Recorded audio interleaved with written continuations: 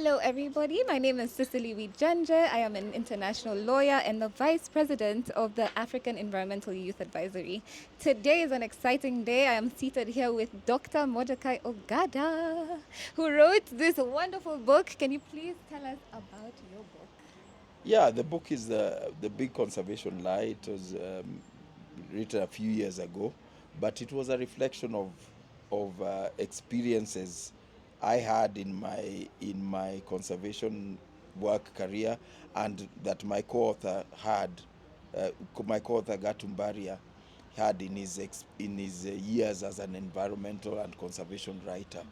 So it was a book of basically about our experiences and observations. We did not do any research from it for it. We just drew from what we'd been through. So it was a book that was very good for us to get this out. And for a few years down the line, I'm glad that it's also opening other people's eyes. It's gratifying to know. And thank you for writing the book. It's been eye opening. It is literally one of the most honest, riveting, and revealing texts I have ever read. Thank So, you. with that, one of the themes I saw was corruption in conservation. I never thought corruption would ever touch the conservation Yeah. space. So, in chapter 2, you and Mr. Mbaria highlight how some of the largest NGOs that we all know, that I will not mention, have managed to financially influence Kenyan legislation, including efforts to promote sport hunting. Yes. So, I was just wondering, to what extent is corruption undermining conservation efforts in Kenya? It's a huge extent. I mean, to help someone understand it, corruption generally is a term we use to for unethical practices that happen within the sphere of ethical practices. So can have 80% doing well, then 20% corrupt, crooked deals. In conservation, it's the other way around. We can barely call it corruption because right now, all our policies in Kenya are driven by individual interests of either wealthy conservationists, individual conservationists, or in big international conservation NGOs, which are basically just vehicles or avenues through which wealthy people can impose their will on natural resource or wildlife management in Africa. That's why philanthropists do not fund conservation because they love animals or love Africa. So, No, where do they do it's it? it's self-actualization. They Uh-huh. want to feel important. They want to own a piece of Africa. They want to hunt in countries where it's allowed. They want to hunt and hunt that magnificent elephant and possess those tusks. So it's a possession. It's a possessive type of thing, and this has moved now from animals themselves. It has moved now to land acquisition and control of land through these lease agreements, these strange things called conservancies, carbon sequestration, etc. And if you look on the websites, the Nature Conservancy now on its website calls itself a financial institution. Oh. Yeah, and their top management is drawn from investment banks like Goldman Sachs. So don't kid yourself that the Nature Conservancy cares anything about nature. It's an instrument through which capital and capitalists can use their financial muscle to acquire natural resources, including land, water, and minerals. So in Kenya, they already control Nairobi's water through the Nairobi Water Fund.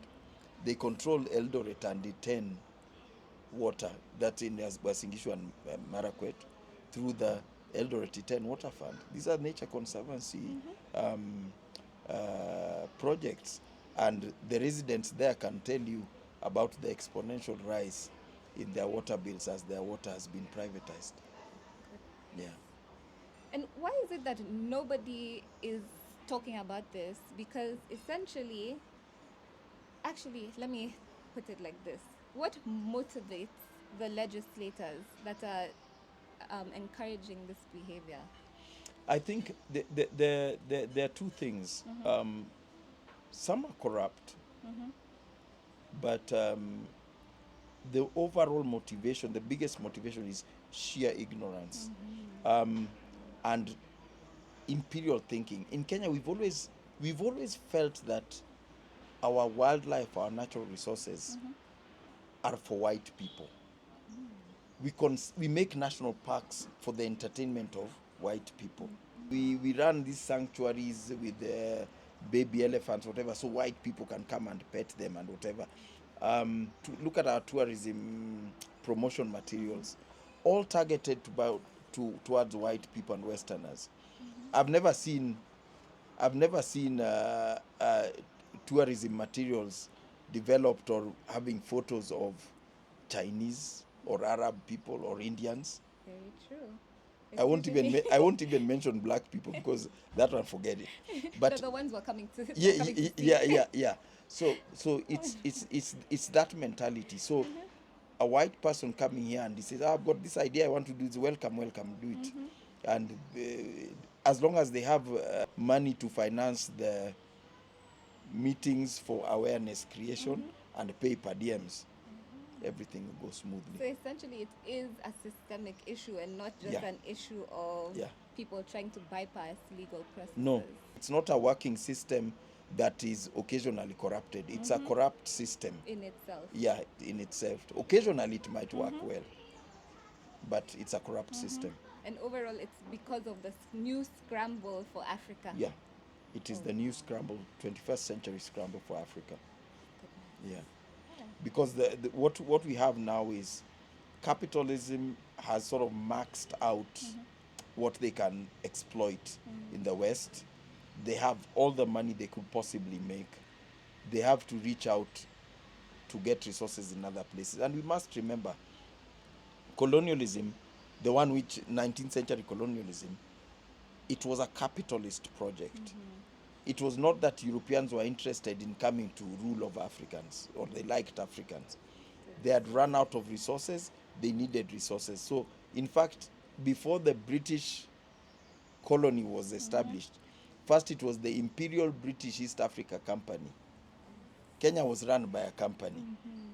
There was Imperial British East India Company, which was running India before the British government took over. So these were commercial enterprises, and the politics just came later.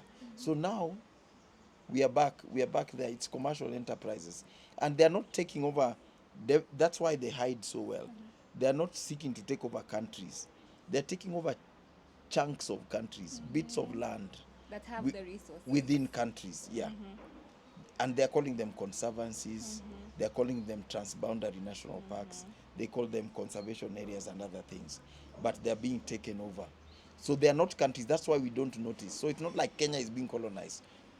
Land within Kenya, water within Kenya, minerals within Kenya, minerals within Congo, land within Congo. Essentially the things that we need. Yes, the resources are being Yes. colonized, not the. They don't want the burden of running the countries, just the resources. Yeah, yeah. Very eye-opening. Okay. It's a frightening thing if you think about it.